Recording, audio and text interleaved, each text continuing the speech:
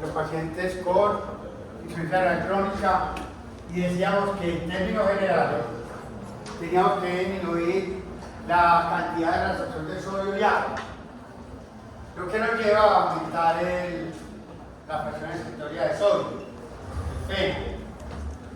Generalmente el riñón es capaz de hacer eso muy bien, solo cuando la filtración glomerular cae muy por debajo del 20% de lo normal, puede uno empezar a pensar que va a haber un manejo ya comprometido del sodio.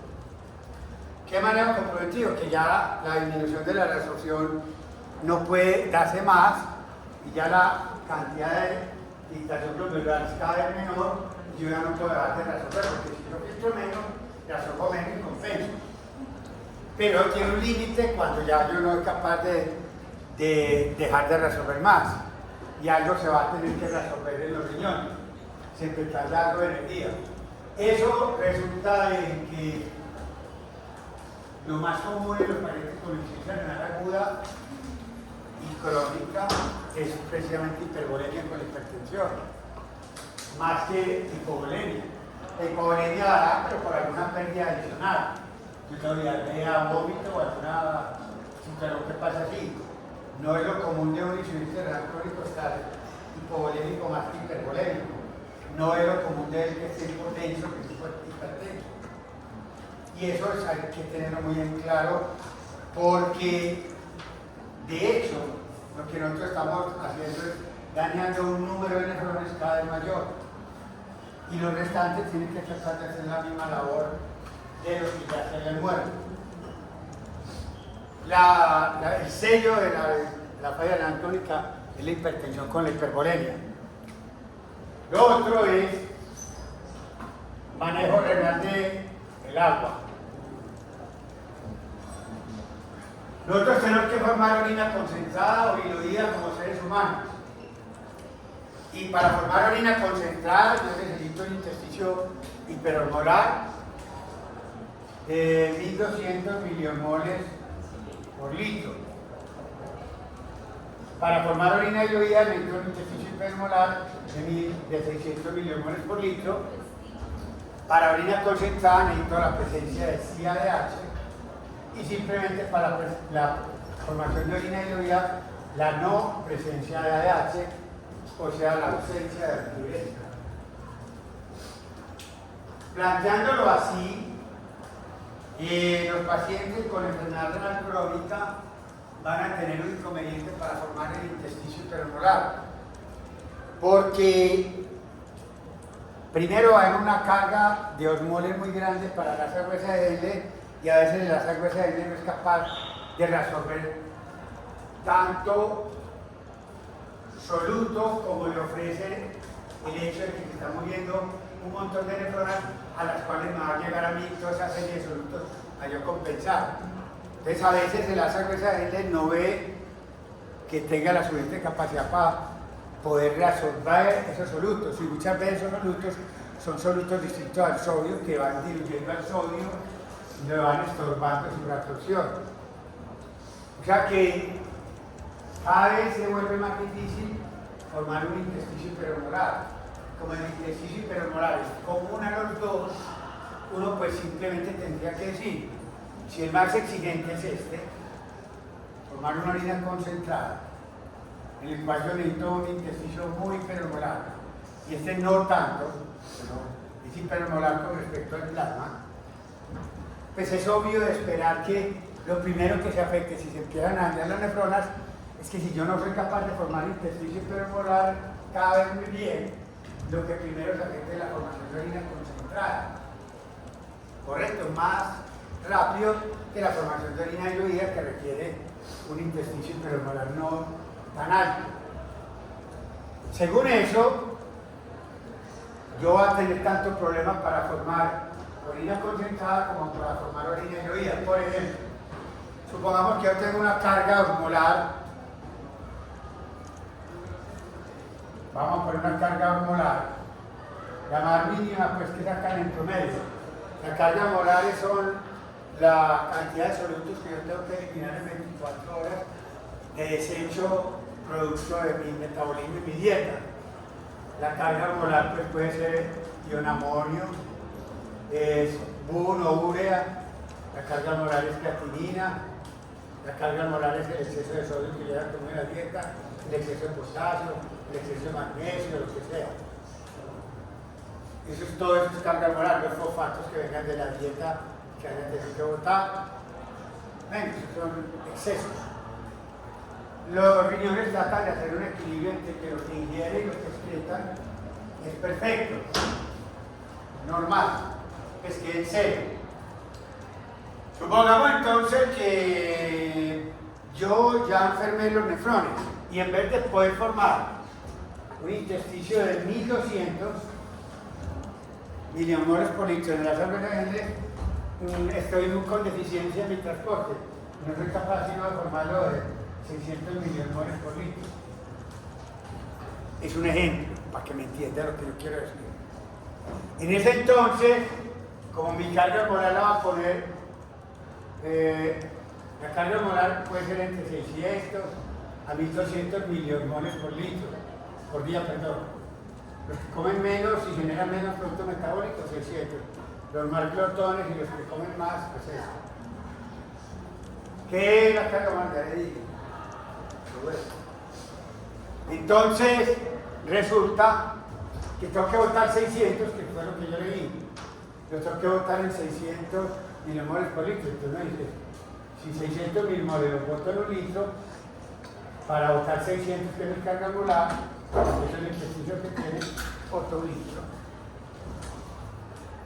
Sinceramente, botaría solo un litro.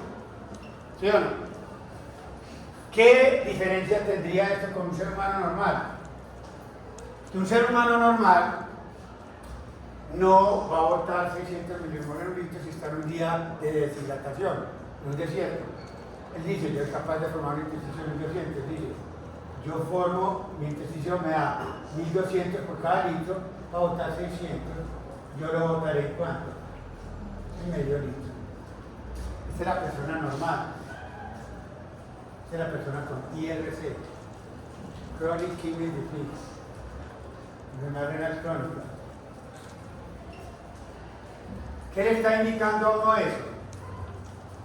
Que una persona deshidratada, en un ambiente de deshidratación, de fuente de acceso al agua escasa, los dos comiendo y generando la misma carga hormonal de 600, el renal crónico, para poder desembarazarse de 600 milihormones de carga hormonal, tiene que botar un litro de orina. En cambio, el otro bota medio litro. En situaciones en que yo necesito recuperar agua y formar orina concentrada, pues obviamente desperdicia más agua ¿quién? El que tiene insuficiencia renal crónica, que para botar el mismo 600 milimoles lo tiene que botar en un litro. Eso que puede llevar a desperdicio de agua, a favorecer hipernatremias. Y no puede formar orinas concentradas, pues favorece que yo desperdicie más agua en el sanitario y me forme más tendencia a hipernatremia. Esa es una parte de la historia, y eso pues sería concordante con decir que la orina concentrada es muy afectada en los pacientes renales crónicos.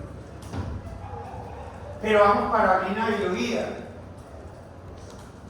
Del filtrado glomerular de 24 horas de un ser humano normal, se calcula que entre un 12 a un 20% máximo del filtrado glomerular se puede formar una orina diluida. Diluida.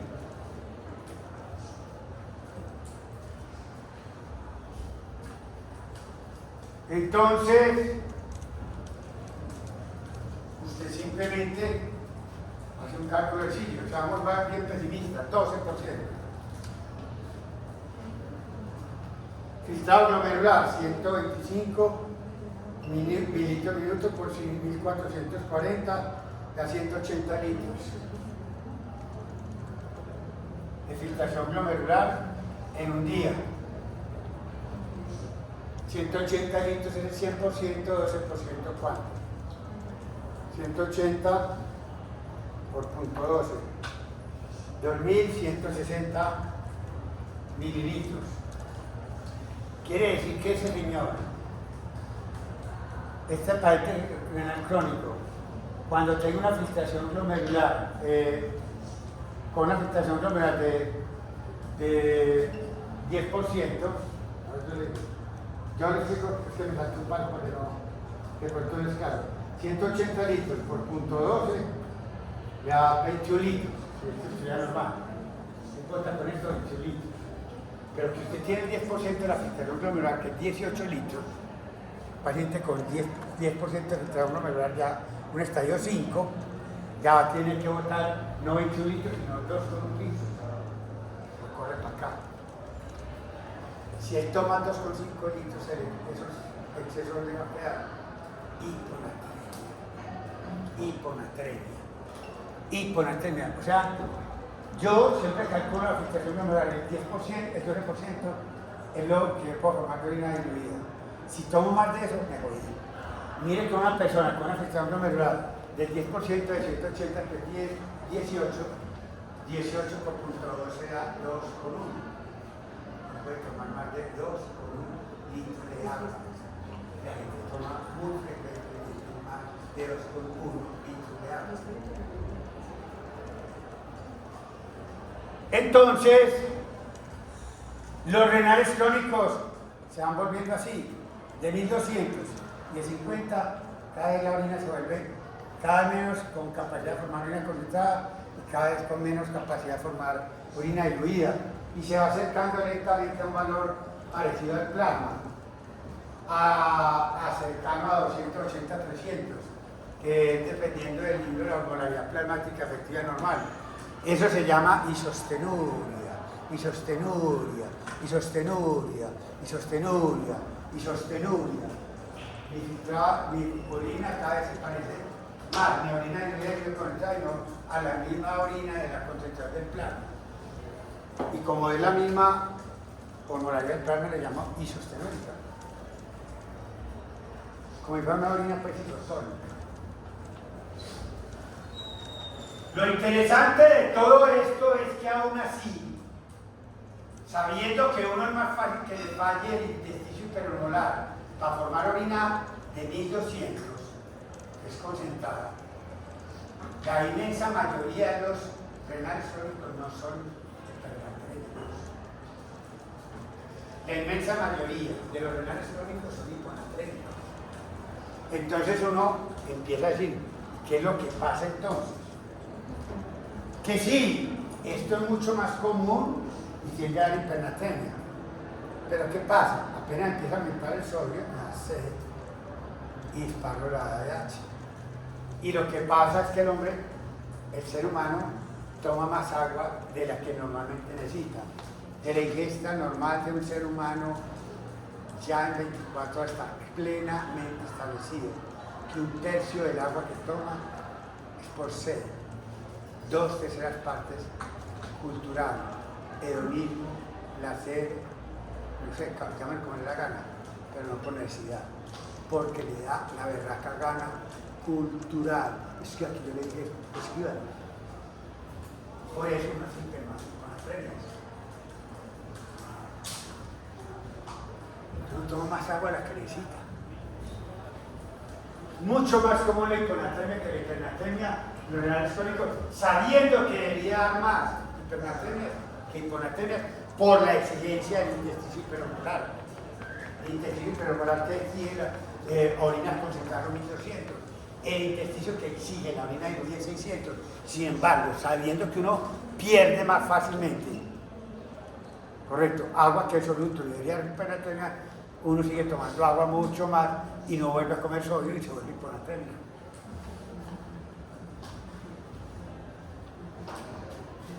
Es más común la hipertensión y la hipervolemia, es más común la hiponatremia que la hipernatremia, más común la hipertensión que la hipotensión, más común la hipervolemia que la hipovolemia. Eso por el lado. Bueno, por el otro. Vamos a varias cosas que son muy excitantes.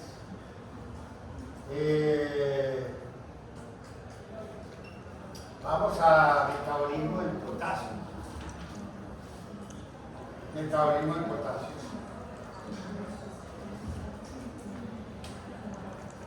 Metabolismo del potasio y falla renal crónica. Primero, pues volver a decir cuánto es la capacidad de excreción de renal de potasio de unos riñones sanos. 10.000 equivalentes por kilo de día. Una persona de 30 kilos es capaz de orinar de 700.000 equivalentes de potasio en un día. Ningún gringo come más de 150.000 equivalentes de potasio en un día. Concluya. Ningún gringo normal, anormal, que coma hamburguesas a la lata, come más de 150 más o menos en un día. Y el riñones de un gringo sano es capaz de orinarle 700. También tengo que decir que el riñón no es tan bueno para resolver potasio. Cuando estamos en dietas bajas de potasio, el libro más exagerado, siempre uno se le pierde mínimo 10 a 15.000 equivalentes de potasio en la orina, por más que quiera ahorrar. 10 a 15. Comparemos con el sodio. Si uno comiera sodio con una marrana, puede llegar a orinar con riñones sanos hasta 1.000 equivalentes de sodio en un día.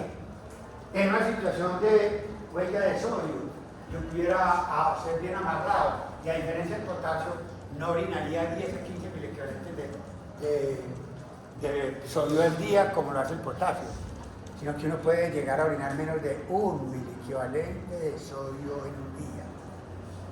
Conclusión, el riñón es muy bien adaptado para manejar el sodio, mejor que para el potasio. Y eso ya sabemos por qué tiene esa razón. Prehistórica. No vamos a tratar de lo mismo, ya había hablado de eso. Cuestiones históricas de evolución de millones de años del ser humano, donde la dieta era rica en potasio. Y así hicimos. Los riñones en la naturaleza nos enseñaron a aprender a conservar el sodio. Cuando entra la sociedad industrializada, se habla de despeluce, porque eso es una cosa muy reciente en número de años. Ya desentenar los riñones se liberó en exageración para manejar el sodio y resolver tanto. Me queda difícil, por eso la hipertensión tan fuerte. También el potasio, como era tan abundante, yo me descuidé. Y el riñón despilfarra 10 a 15 minutos por día.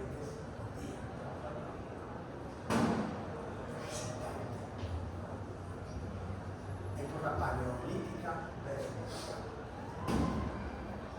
hipertensión arterial, si quiere lo divide. Tiene que haber hipertensión,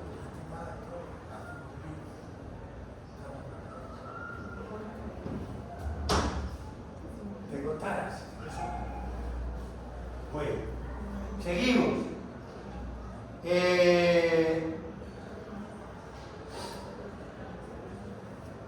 Los ajustes brutales y brillantes que hace uno con el potasio nunca los hace con el túbulo proximal ni en la sangre ajena. El potasio, a diferencia del sodio, se maneja distal. Y en distal se maneja por dos células: la intercalada alfa y la principal. No importa si estoy en una dieta riquísima en potasio o una dieta pobrísima en potasio, uno siempre ve que en cuanto a porcentaje, el túbulo proximal reabsorbe 65% de una dieta pobre, de una dieta normal, de una dieta rica en potasio. Y siempre vemos que la sangre hace la misma idiotez: dieta pobre, dieta rica, dieta normal en potasio y reabsorbe el 25%. Entonces, ¿dónde está la diferencia? Distal a la sangre sangre. Ahí vas a encontrar dos mecanismos muy importantes.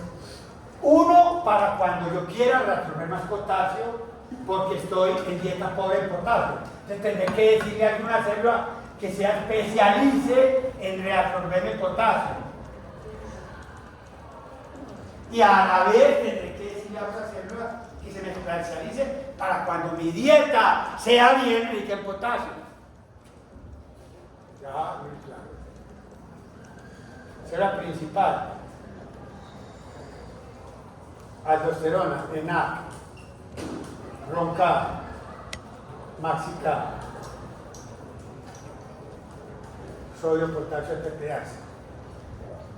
Esta célula fue perfectamente diseñada para excretar potasio. Ahí, esa célula la regulo yo brutalmente con varias hormonas y reguladores para cuando yo quiero orinar más potasio. Pero esta otra la utilizaré en situaciones de estrés contrario, intercalada alfa. Esto usa una TPasa de sodio y H+, pero acuérdense de acá. Aquí reabsorbo potasio y otro que hidrógeno. Esa es la intercalada alfa. Se hipertrofia cuando a mí me da por gas de huella de no comer potasio.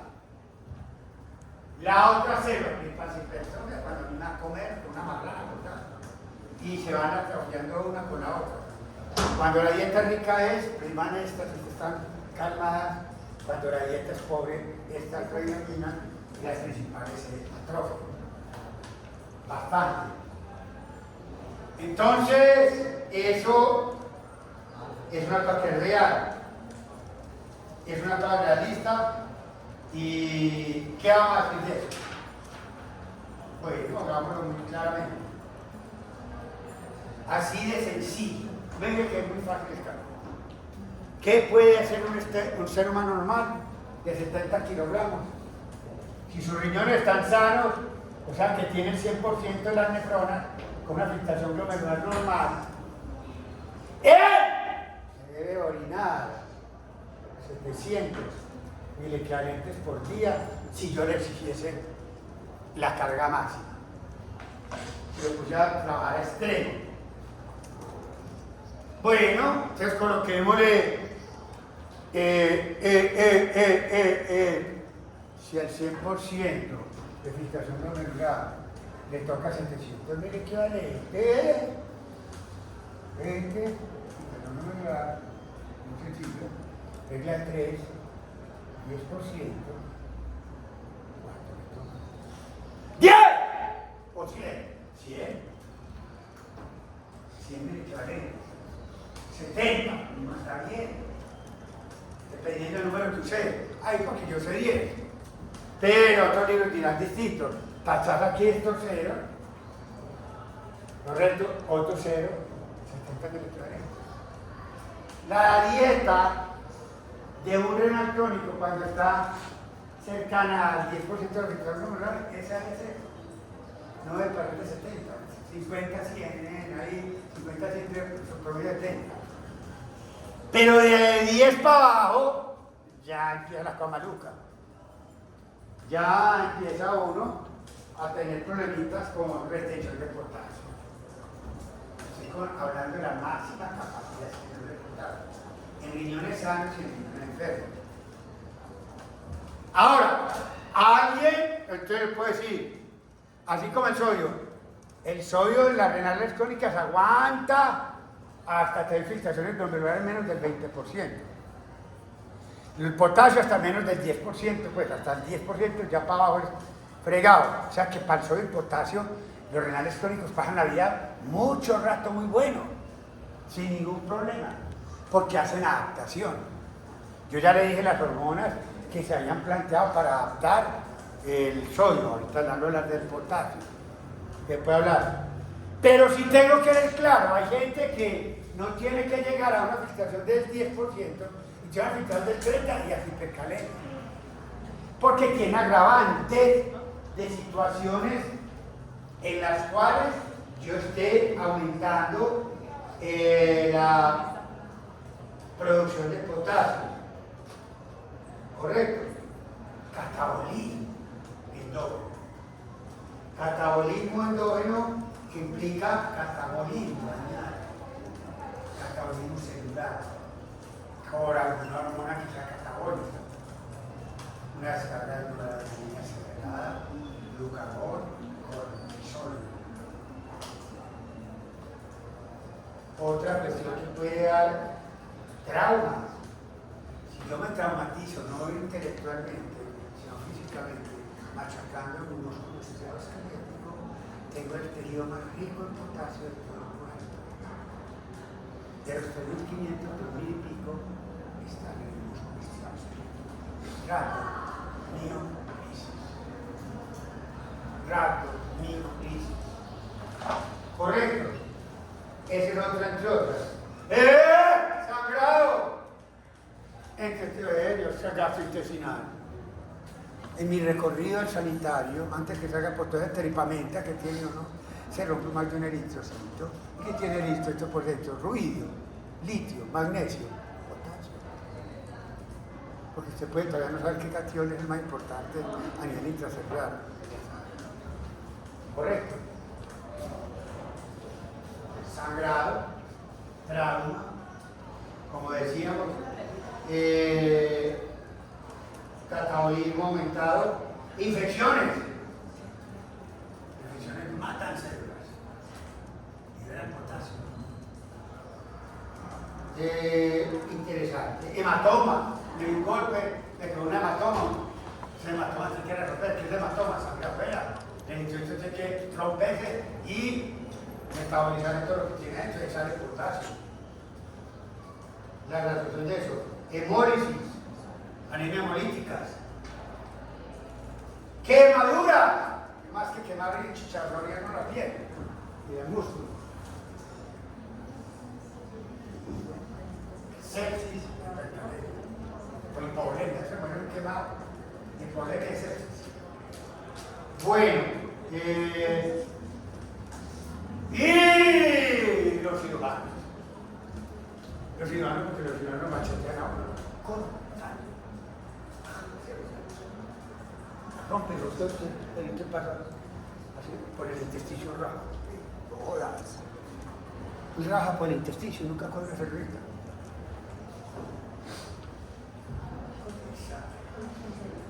Fuentes y eso me dará la razón de que un renal crónico no tenga que llegar a 10 de estado glomerular, y si tiene un agravante de esto, va a ser la hipercalemia más rápido que lo normal. Usted no vaya a decir que yo enseñé, porque siempre me acan la disculpa, que yo dije que los renales crónicos únicamente llegan a ser hipercalémicos cuando el afectado glomerular es menos de 10 mililitros por minuto por unos 43 metros cuadrados de presión corporal, porque aunque es la verdad en la mayoría de los casos hay excepciones, y no las que acabé de decir. Así. Y a colmo de males, para no llegar a una escaseante clase de potasio que no la han tenido y la van a tener que tener. Si yo empiezo a hablar de drogas que retengan potasio, que me toman mis hipercalemia, no tengo que tener una afectación menos de 10. Si yo le doy mi ECA, si le doy una ARAB, si le doy spironolactona, si le doy amiloride, si le doy cantirene, si le doy AINIS, si le doy varias drogas que son retenedores de potasio, le va a hacer una hipercalemia con filtración nasal. Correcto. El alisquilén no es la última, la dio la moda. Alisquilén, farmacolina, y ahorita proceder de heroína. Estamos medio malitas, ¿no?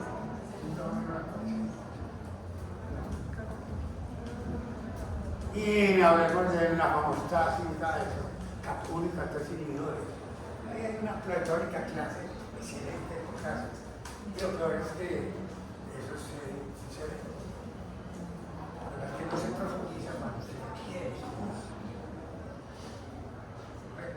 Y cuando uno quiere hacer un trato de Dios. Por eso dicen pasito. Tema mega pasito mantuvo. Eso indica que quiere hacer un trato de Dios. Conmigo no va a hacer eso. ¿Sí o no? Ya sabe. ¿Qué es lo que pasa con eso? Pueden que dejar la lectoría, arranca el viernes la doctora, primera vez, y doy la felicitación que es una mujer, porque contigo es un pediatra, que eran todos hombres.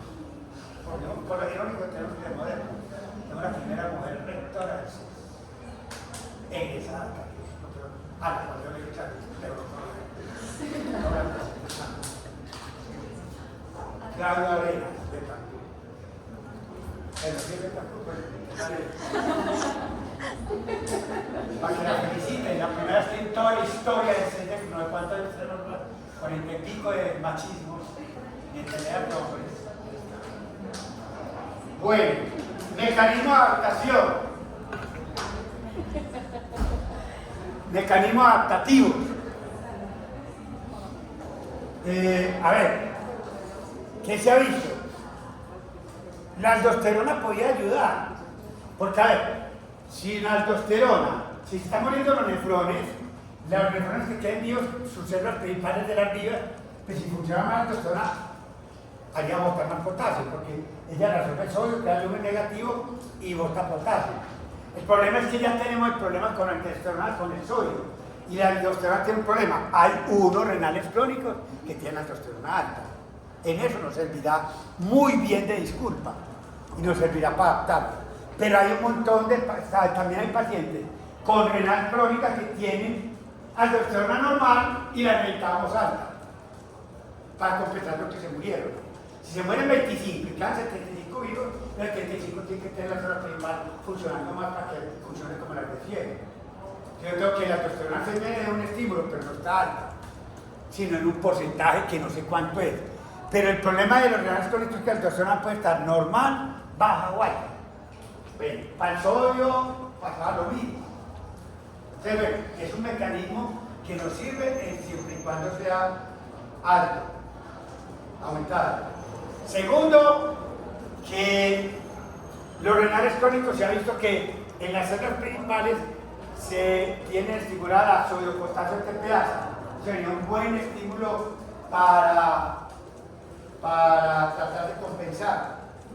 Pero esa actividad aumentada, la sodio-potasio TPasa tiene un límite. Entonces tampoco es un mecanismo muy bien de disculpa que sea el 1A para defender que esa célula está tratando de botar más potasio. Hay otra que sí es muy buena. Nosotros vimos que para manejar el sodio, si se murió más nefronas, las restantes tienen que reabsorber menos. Entonces esas nefronas van a mandar más llegada de solutos aquí a la célula principal. Sodio y agua. Fena mayor de 1, no lo vimos antes. Y si llega más sodio y agua acá, la célula principal funciona más y yo boto más que potasio. Esa es muy buena disculpa. Esa es excelente disculpa porque nadie va a negar que a la nefrona restante no le está llegando la sobrecarga de los solutos que tenían que manejar de las otras. Y aunque trataron de compensar funcionando mal, algo se les va a ir para orina. Fena aumentado y agua aumentada. Y si pasa por la principal un exceso de sodio y agua, ya saben, el sodio entra acá, lumen negativo, se queda potasio. Líquido llegado más acá, doble flagelo, entra calcio y estímulo máximo. Entonces, son dos mecanismos muy buenos para botar potasio. El otro, algunos, el problema de la acidosis metabólica crónica siempre pasa. Miren, hay un problema el berraco que dice que los acidóticos metabólicos crónicos reabsorben menos bicarbonato del tubo proximal. Pues hombre, si el bicarbonato está bajito, por definición, es lógico que uno espere que se filtre menos bicarbonato y que por lo menos hay menos filtrado de bicarbonato. La duda es por qué no reabsorbe bien el bicarbonato. Poquito que filtró, porque tiene una acidosis metabólica. Depende de cómo quiera usted verlo, porque ahí sí hay un buen alegato en cuanto a eso.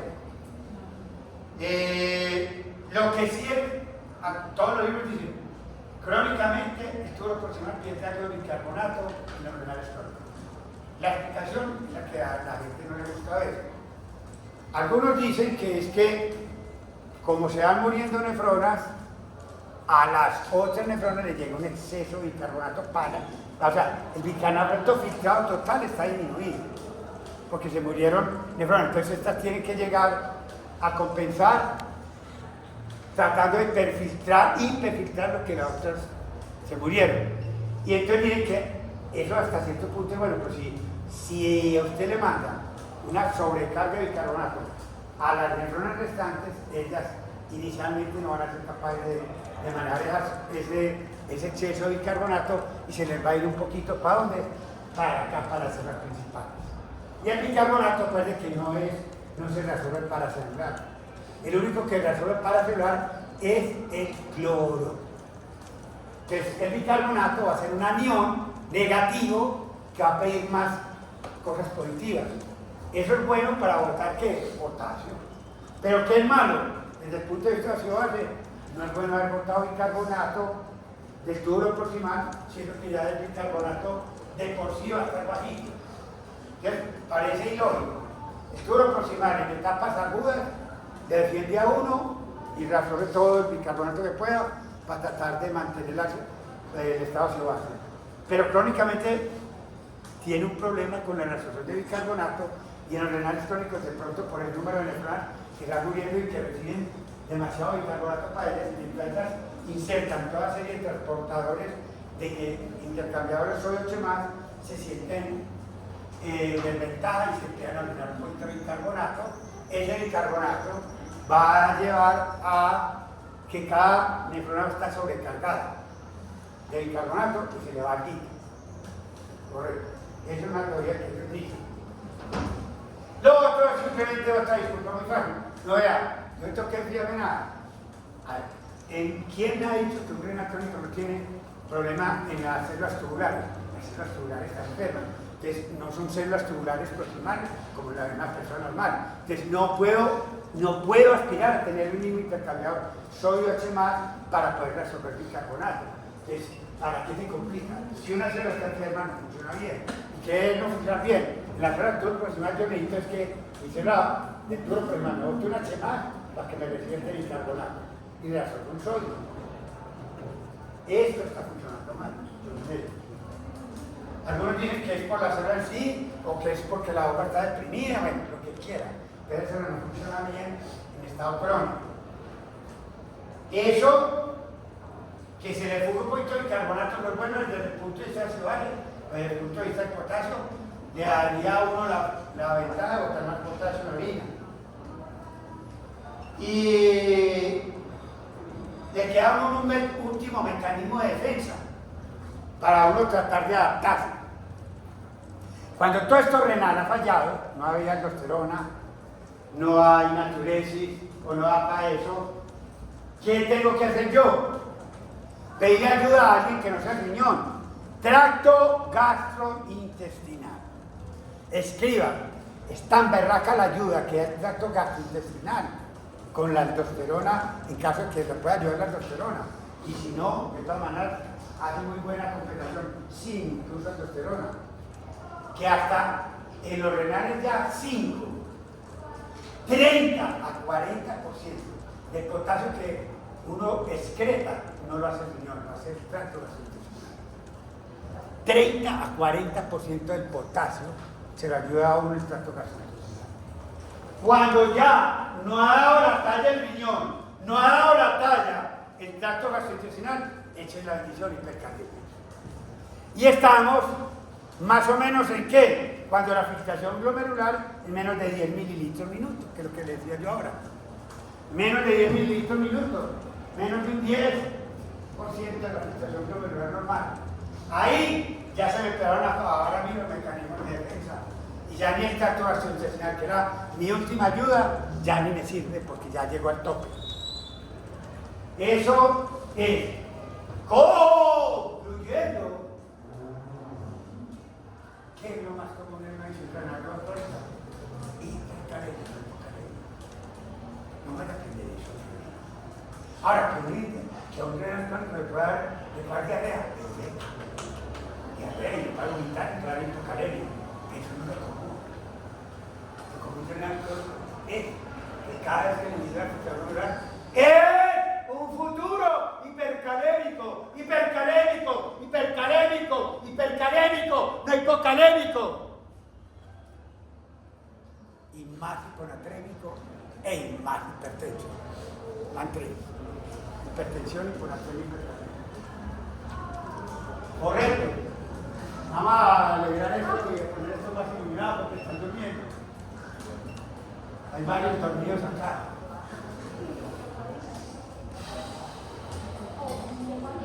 Bueno, increíble. Está todo al final, es una ayuda a la verdad. Bueno,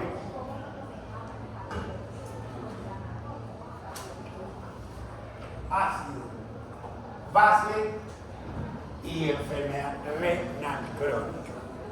He cogido el sodio, he cogido el agua. Sodio para la bulimia, agua para la hipernatremia y hiponatremia. Cogí el potasio para la hipercalemia. Cojo ahora en estado gaseoso. Bueno, otra vez así. Claro. La carga de ácido no volátil del ser humano equivale a un equivalente kilodía.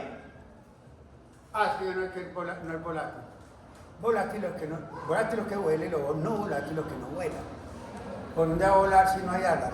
Por los pulmones, CO2, lo que no sea el ácido carbónico. Láctico, pirúvico, acetacético, metilosulfídico, fórmico, oxálico, propiónico, etc. Son ácidos fijos.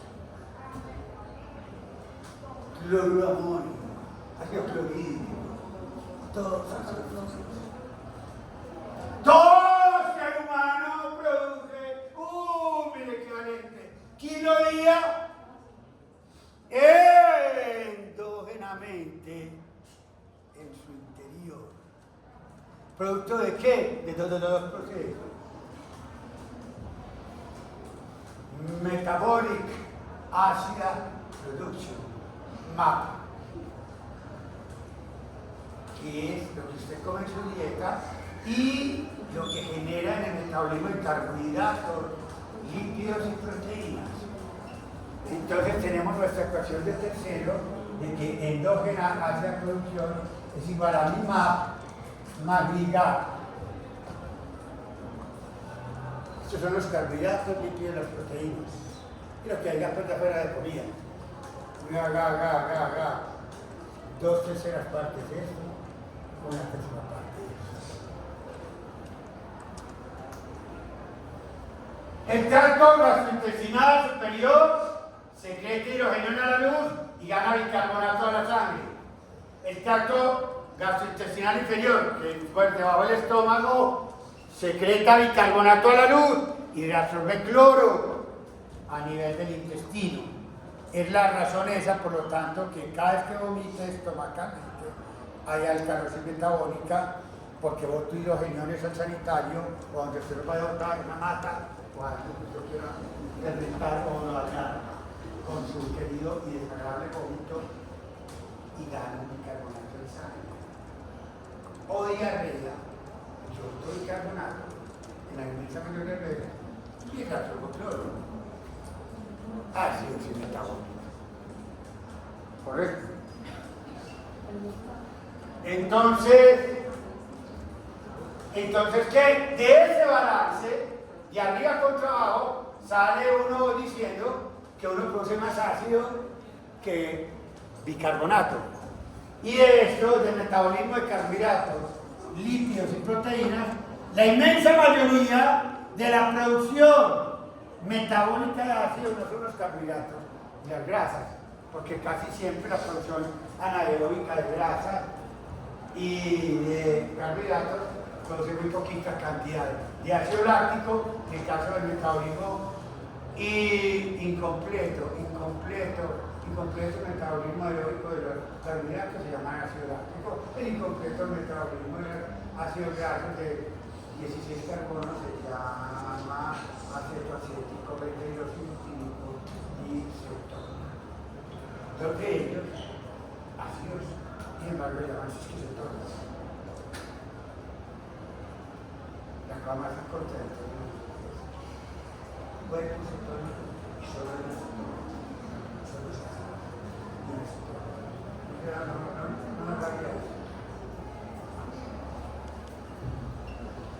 a no ser que usted haya convertido la acetona en un ácido, ¿cómo va a ser? El hecho es que eso es lo mínimo, pero la gran mayoría de la carga ácida que yo produzco es a partir de las proteínas, no en el grupo amino, no en el grupo carboxilo, porque se contrarrestan, sino en la cadena lateral de los aminoácidos. El R de un aminoácido, H2N.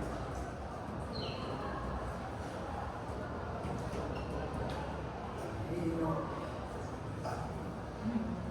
Esto se tacha con eso. Esto es un sustrato catiónico. Todo sustrato catiónico genera una carga ácida. Esto es un anión. Todo anión A, un producto neutro, consume un hidrogenio. Ese consume un hidrogenio y se lo consume. Se anula. ¿Qué queda? R. No sé, no lo sé. Porque esto es muy buen estudiante de fisiología. Hay 7 R's que cambian el estado base. Histidina, lisina, arginina. Aspartato, glutamato, producen hidrogeniones. 2. Histidina y metionina. Y aspartato y glutamato, 2 aniones. Que producen bicarbonato. Ahí está. 5 contra 2. Entonces la carga neta de ácido producto del metabolismo de los aminoácidos es más fuente de quién? De ácido que de base. Entonces quedamos con clonhistidina, lisina, arginina, metionina, cisteína, positivos. Ácidos. Aspartato y glutamato lo único que producen bicarbonato. Entonces usted lo que debe buscar para que usted aspire, no tener una fuente muy grande de ácidos en su cuerpo, producto de lo que usted genera de sus comidas y proteínas, busque más bien ser vegetariano, que usted ya sabe que tiene muy buena cantidad de aspartato, glutamato tiene poca carga ácida. Entonces vas a ser vegetariano, pero vas a formar una orina menos concentrada que aquí yo, porque yo como. 600 de los 1200 milimoles por litro del intestino son de urea. La urea no nace una proteína. Los vegetarianos no pueden formar un intestino hormonal más de 600. Ahí está, una por una. Correcto.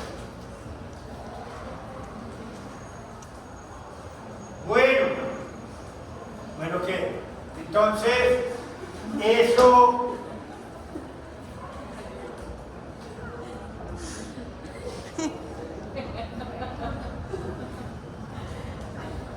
sí, ya. Yo produzco 70 miliequivalentes por kilo, bueno, 70 por día, porque es un miliequivalente kilo día.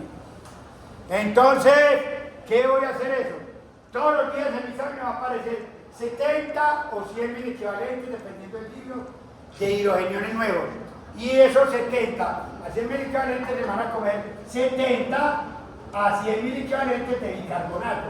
Se van a empezar a acabar el bicarbonato mío. ¡Dos! Son las funciones brutales del riñón. La primera, reabsorber el que ya está formado y no se ha acabado. ¿Cómo lo calculo?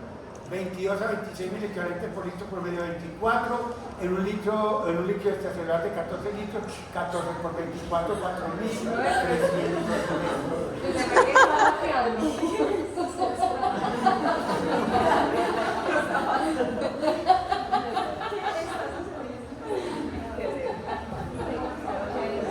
Mi mente no piensa tan rápido, bro.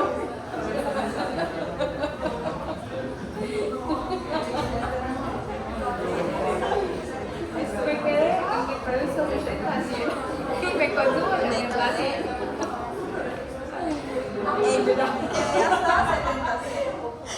En 2 Produzco tercios. 70 a 100 de H más huevos, que Bueno. se consumen 70 a 100. Bicarbonatos. Yo produzco 70 a 100 miliequivalentes de hidrogenio al día, me como 70 a 100 miliequivalentes de bicarbonato. Pero aparte de eso, eso que yo tengo que producir nuevo, se llama regenerar bicarbonato. Ahorita hablamos de eso. yo tengo que reabsorber la absorción del bicarbonato que hay en sangre, en el plasma. No, claro, no en la sangre. Es una persona, hombre, de 40 años, que tenga 70 kilogramos de peso, tiene 28 litros de líquido, tiene 14 litros de leche. Como el bicarbonato es principalmente localizado extracelular y no intracelular, yo multiplico esto por 24 y da 4.320 mil equivalentes. Es lo que yo tengo de bicarbonato. Y eso lo filtro yo. Bueno, yo tengo que filtrar eso en un... Ah, no, yo tengo menos. Ya estoy muy rápido. No controlado. Calma. Estoy estresado. Dime. 24 por 14, 336. Esto es lo que tengo en el LED. Eso no es una pecueca, eso no es nada. En 14 litros, 336. 24 por 14. Pero mire esto, yo filtro 180 litros en un día, a razón de 24 mil equivalentes por cada litro. Ahora sí, 180 por 24, da 4.320 filtré en un día. 4.320. A eso que tengo que hacer, a esos 4.320 tengo que poner una trampa, secretar el hidrogenión, reabsorber un sodio y aquí que lo recibe el bicarbonato y pasa a la sangre. Esa es la primera parte, eso es reabsorción del bicarbonato. Yo no estoy creando ningún bicarbonato nuevo, es este de acá que terminó otro bicarbonato en sangre. Entonces, reemplacé uno de la luz por uno del plasma, así no trae mil. Segundo, yo tengo que regenerar 70 a 100 mil equivalentes de bicarbonato que se me gastaron con los 70 a 100 mil equivalentes del día anterior que me produjo mi cuerpo de hidrogeniones, producto del metabolismo de los carbohidratos, de los lípidos y de las proteínas. Y yo tengo que volver a hacer esto, ¿ya? ¿Cómo lo hago? Pues hay dos maneras de hacerlo. Correcto. La primera, que este cotransportador secrete un hidrogenión y lo recibe aquí un buffer distinto al bicarbonato. Por ejemplo, HPO4, dos cargas negativas, más un H más, H2PO4, una carga negativa, que lo reciba la creatinina, que lo reciba el urato. Esos son buffers distintos al bicarbonato. Que cada vez que haya un hidrogenión que vaya para acá, usted sabe que la anhidrasa carbónica hizo ya esto. A la vez que hizo un hidrogenión, hizo un bicarbonato. Entonces, un H más por acá es un bicarbonato para dónde. Sangre. Pero no es un bicarbonato que estaba acá, como el de ahora, que tenía un bicarbonato acá y tenía un bicarbonato acá. Aquí no había un bicarbonato. Me revió un nuevo hidrogenión y me tiró un bicarbonato para acá. Todo el epitelio que bota un hidrogenión para la luz tiene que haber mandado tiene que haber tenido un bicarbonato, porque la anhidrasa carbónica trabaja así. La anhidrasa carbónica no puede generar hidrogenión y no generar bicarbonato. Tiene que hacer uno y uno. Esto se llama como AT. Y es titulable. Así es titulable. Así es titulable. Así es titulable. Así es titulable. Porque yo pongo en la orina y meto el OH y ahora pH 7,4 y los OH que yo le puse fueron los OH que le gasté. Pero que generé. Lo otro es que le digo a esta celulita del tubo proximal que a metabolismo de la glutamina que genera por cada NH2 que genere, me genera un bicarbonato y como ella genera 2H más 2NH2 en H4, perdón, más. Me genera un bicarbonato. Ese en H4 más lo pongo en la luz del proximal, lo mando para la gruesa de L y lo obligo a que se mimetice con el potasio y rompita el potasio y se vaya para el intersticio de la médula adrenal. Y así en la médula después vaya un ducto colector medular y entre como ion NH, pues entre como NH3. Al entrar como en H3, la célula intercalada alfa le va a hacer un favor. Va a secretar un hidrogenio, se le va a pegar al NH3 y el NH3 se convierte en ion amonio. Y como está cargado, ya no es capaz de reabsorberse, va para la orina. Si no hubiese existido eso, hubiera sido un caos. Porque si al ir el NH4 más no se hubiera reabsorbido en el asa gruesa de Henle, que es la médula, se hubiera ido para la corteza. La corteza es muy bien ligada. Se me chupa ese NH4 más, me lo manda para el hígado y el hígado hace esta reacción tan hermosa, 2NH4 más CO2 me produce urea más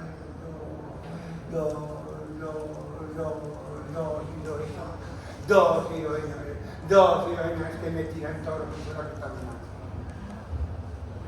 Perdí ese trabajo. No pierda el trabajo si el ion amonio lo voy a botar en el sanitario y al hígado. Por eso nunca se preguntó que el ion amonio tenía un recorrido tan extraño. ¿Por qué le daba por llegar a la gruesa de Henle y la inmensa mayoría se va para el intersticio de la médula para meterse otra vez en el ducto colector medular, no va a la corteza? Yo no quiero que el DNA se pase más de la corteza, porque la corteza es muy bien irrigada. En cambio, la médula tiene menos del 5% del flujo sanguíneo renal. Es bueno, muy bueno, excelentemente bueno. Bueno, estamos bien en eso. Eso se llama, es 2/3 partes de la excreción total de ácido. Los de la renata del bicarbonato, hemos dicho, ya tenemos eso. Excreción total de ácido es igual al que va en forma de ion amonio más la acidez triturable más el que va libre, que es la minoría, pH de 4,5. 4,5 que es 0,01 milimolar. pH más. Esto en milimoles mucho más que 0,01. O sea, si todo esto tiene que ser 70, miren que es 0,01 de sus 70. Este es el que marca el pH de la orina, el pH, y este es el que aumenta de ácido.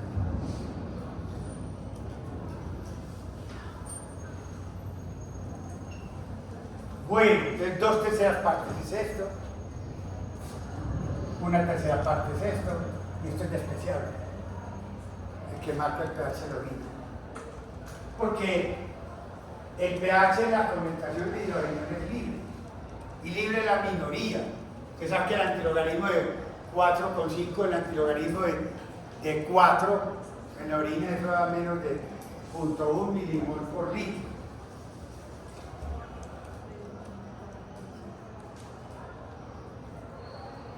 De menos 4,5 a 0,03.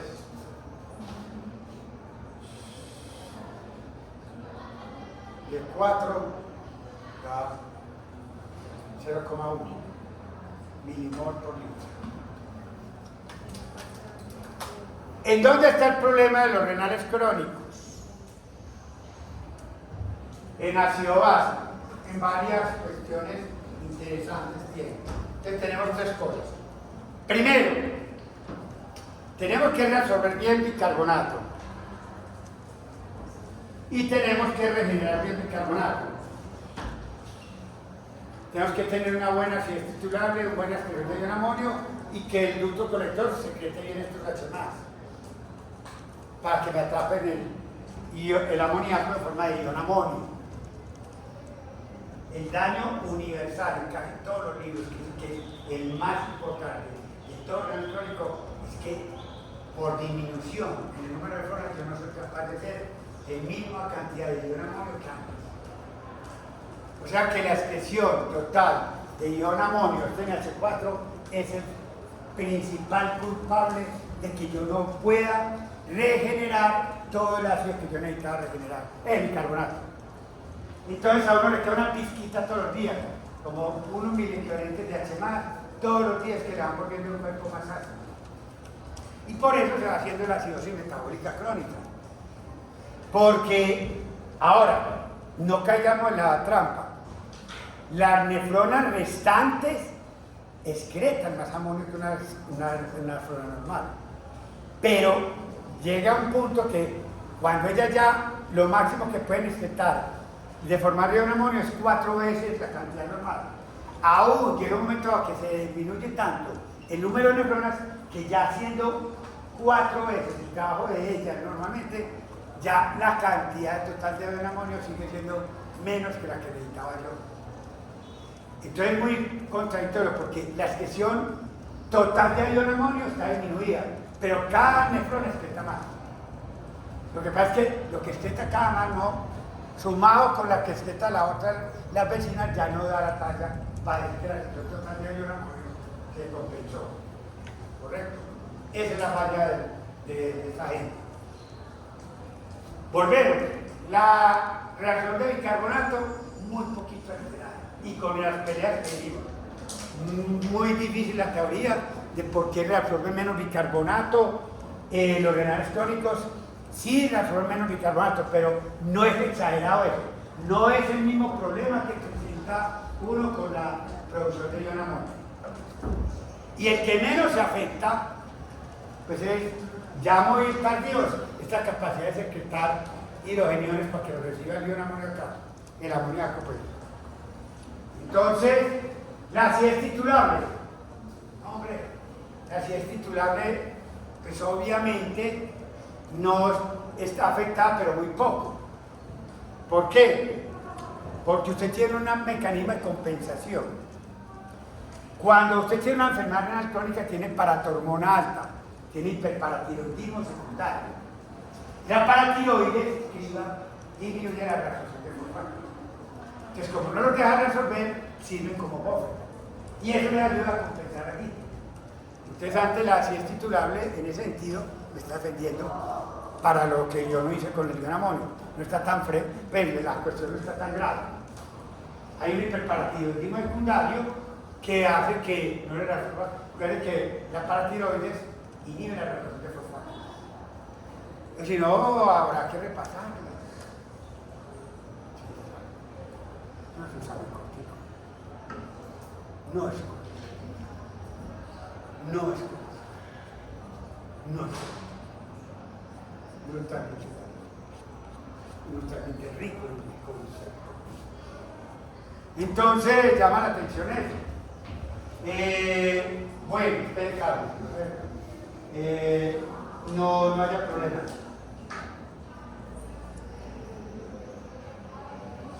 ¿Qué se ha dicho de esto en el fondo? Bueno, lo siguiente. Hay disminución, concluyamos hacia hacer unas cosas grandes.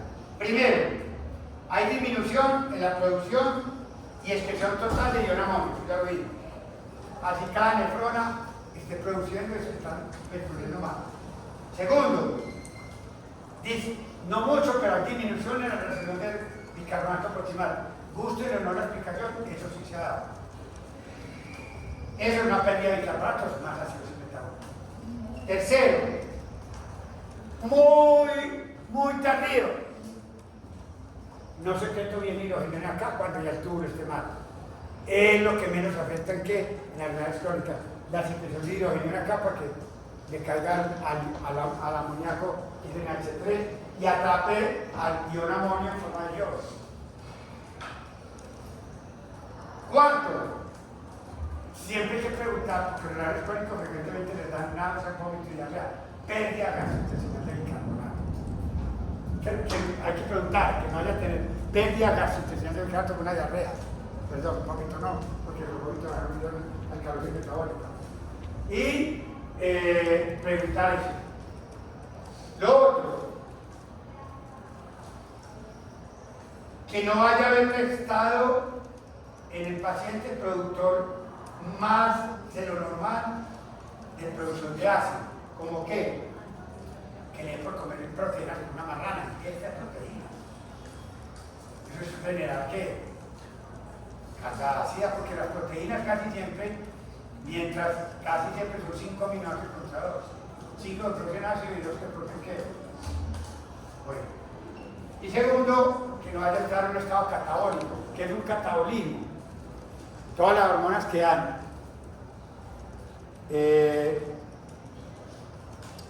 lipólisis, proteólisis e hiperglicemia, los hiperglicemiantes, o sea, el glucagón, el cortisol y las catecolaminas.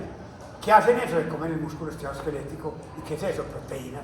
¿Y qué hace cuando usted come una proteína? Come los aminoácidos. ¿Qué hace con los aminoácidos? Ácidos. Ahí. Fuente de ácido. Bueno. Excelente.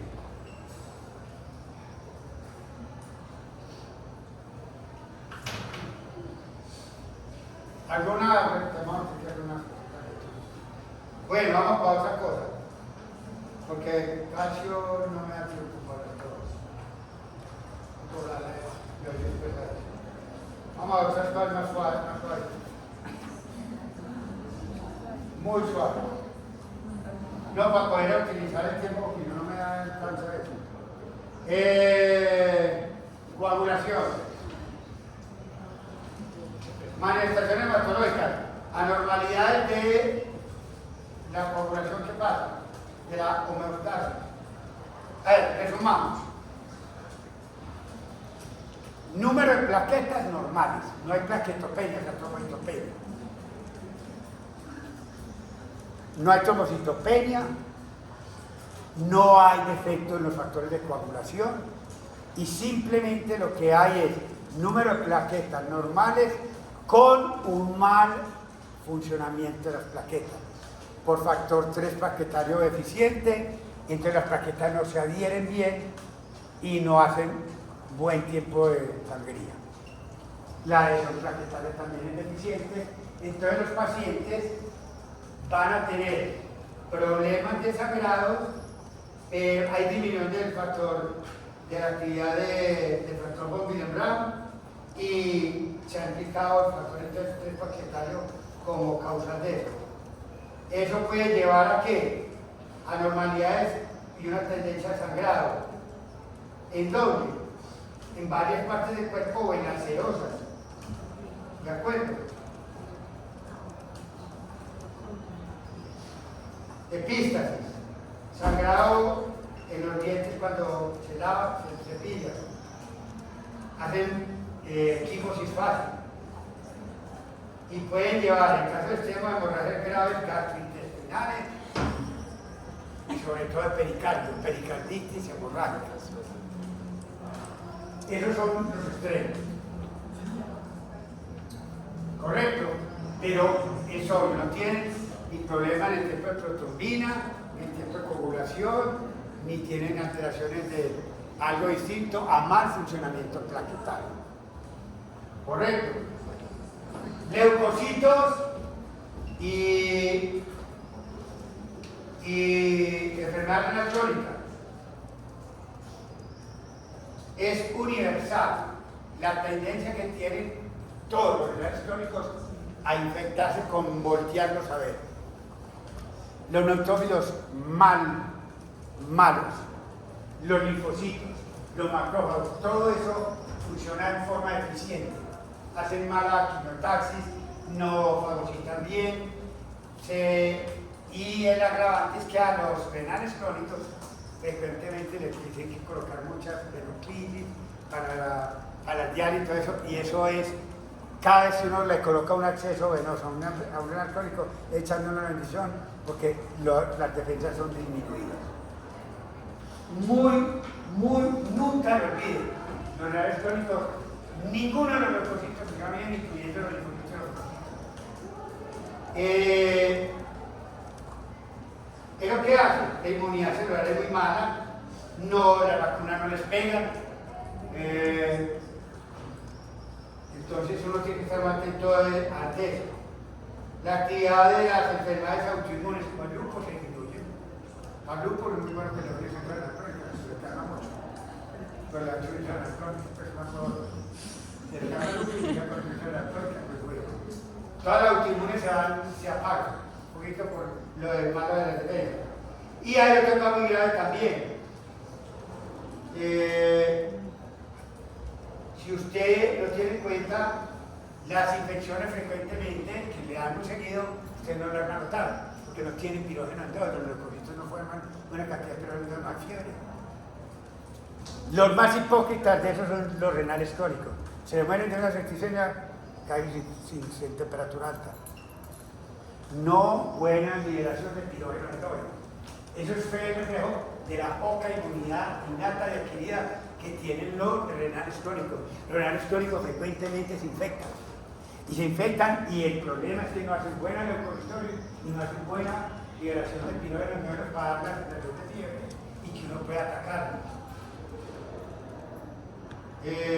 Correcto.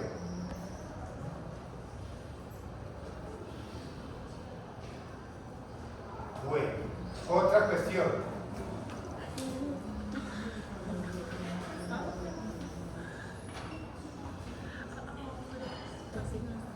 Metabolismo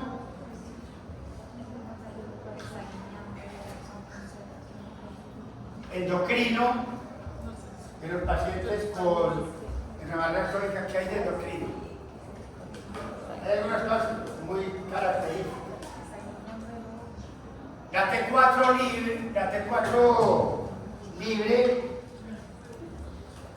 se encuentra o normal o disminuida. Bueno, uno dice, para con eso. La T3 la encuentran siempre disminuida. Y la T4 se convierte en T3. Y la T3 es la que es activa.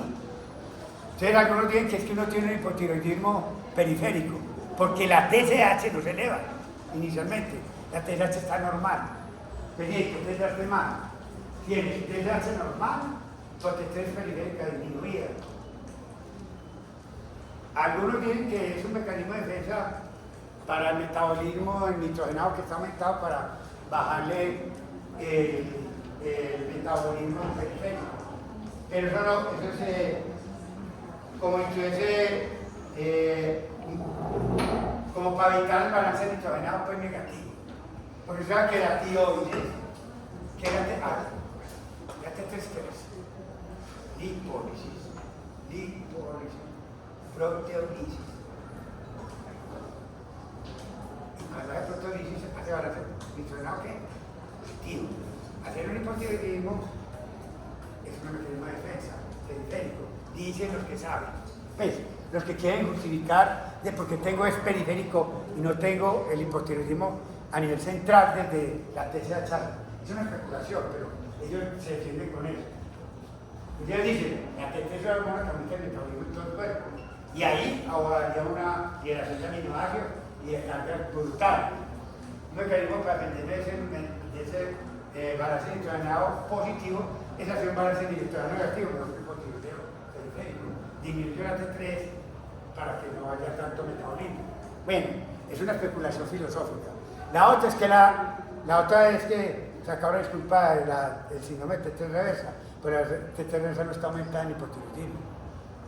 O sea, no me puede tratar de disculpar la T3 reversa. Porque me dicen, no es que la T3 está disminuida porque la T3 reversa está aumentada. Pero para compensar, eso no se puede encontrar. Generalmente la T3 reversa está disminuida, ni ya está aumentada. Entonces no hay explicación para que la T3 normal, libre periférica, esté disminuida. Bueno, hormona del crecimiento. La hormona del crecimiento para los casos de insuficiencia renal crónica. Usted sabe que los niveles de hormona de crecimiento en todos los renales crónicos adultos y niños están elevados. Y increíblemente son enanos, los niños. Entonces debe pasar. Hay hormona de crecimiento elevada y hay otra característica muy particular. Usted sabe que la acción de la hormona de crecimiento no es mediada por la hormona de crecimiento, sino que está mediada por el factor de crecimiento, la insulina, IGF, insulina factor de crecimiento, la insulina. Y el factor de crecimiento la insulina, ¿cómo se encuentra en los pacientes con renal crónica? Está elevado. Entonces, ¿por qué no funciona? Porque el factor de crecimiento de la insulina está aumentado en forma total. En forma libre está disminuido.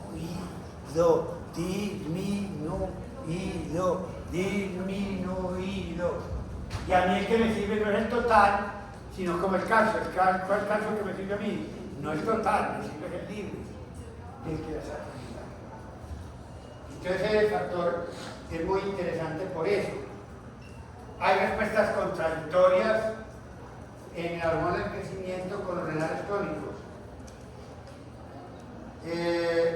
Si a uno le dan glucosa, glucagón que hay hiperglicemia, estos pacientes deberían, como la hormona del crecimiento es hiperglicemia, deberían disminuir los niveles, ¿o no? ¿Correcto? Resulta que ellos no hacen eso. En vez de disminuir los niveles de hormona del crecimiento, aumenta. Cuando les dan insulina, que hay hipoglicemia, que debería elevar la hormona del crecimiento, da una respuesta paradójica y no sube. Esas son las respuestas paradojales de la hormona del crecimiento en los renales crónicos. Nadie ha sabido por qué. Nadie ha sabido por qué. El hecho es que los niños, por el factor de crecimiento, la insulina, crecen menos. Y además tienen otros agravantes para crecer menos. Los renales crónicos generalmente son más malnutridos, tienen acidosis metabólica crónica, la acidosis metabólica inhibe el crecimiento de los huesos y hacen infecciones recurrentes y frecuentemente van a tener hiperparatiroidismo, que también les va a dificultar del manejo del calcio de los huesos para ser más o menos equilibrado. ¿Correcto?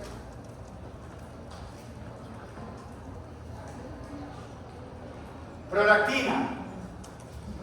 Hombres y mujeres, todos tienen hiperprolactinemia. Aprendas eso, son hiperprolactinémicos.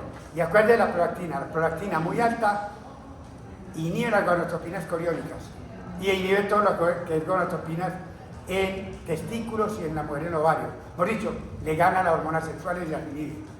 Una mujer con prolactina alta no menstrua. Es una mujer de menstruación. Las mujeres no menstruan cuando están lactando porque tienen prolactina alta. Aquí pasa lo mismo. Son hiperprolactinas, entonces en amenorrea, nivel de la libido. La testosterona está en las nubes, está alta y no sirve para nada, porque tiene resistencia por la prolactina. O sea, uno encuentra testosterona alta y sin embargo tiene problemas de impotencia, azoospermia. Las mujeres son infértiles. La LH puede estar alta, pues no funciona. No hay pico de FSH.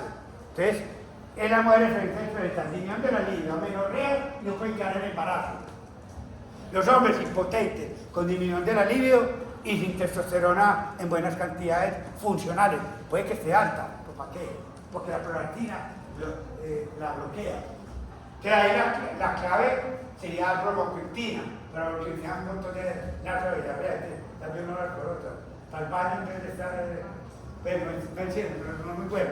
No ha dado los resultados del caso por eso, por sus efectos colaterales. Y cuidarse, pues que hay un montón de drogas Usted sabe que lo que controla la secreción de prolactina son las dopaminérgicas. Bueno, tienen 6 veces elevados los niveles de prolactina normal, de forma normal, porque disminuye la actividad dopaminérgica.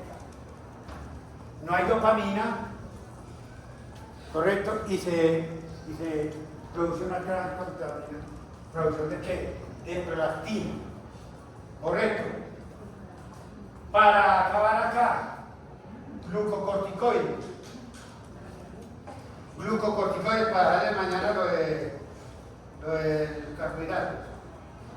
Los pacientes tienen ACTH elevada y no le han visto cuál sea la significancia de eso porque el cortisol frecuentemente es normal. Ustedes no han podido entender por qué la ACTH está alta. Si la ACTH alta fuera funcional, le diría el cortisol, auméntese. De pronto, de alguna forma, pero no se ha visto ningún efecto de la ACTH sobre el cortisol. Acuérdense que la ACTH es la responsable productora de antecesor del cortisol porque eso viene para producir buenas cantidades de glucocorticoides. La significancia de eso son hallazgos que no se ha visto que sean trascendentes. Pero sí hay que reconocer que la gran mayoría de los textos dicen que la ACTH está alta. No sé qué implicaciones haya sobre eso. Hasta luego, muy amable.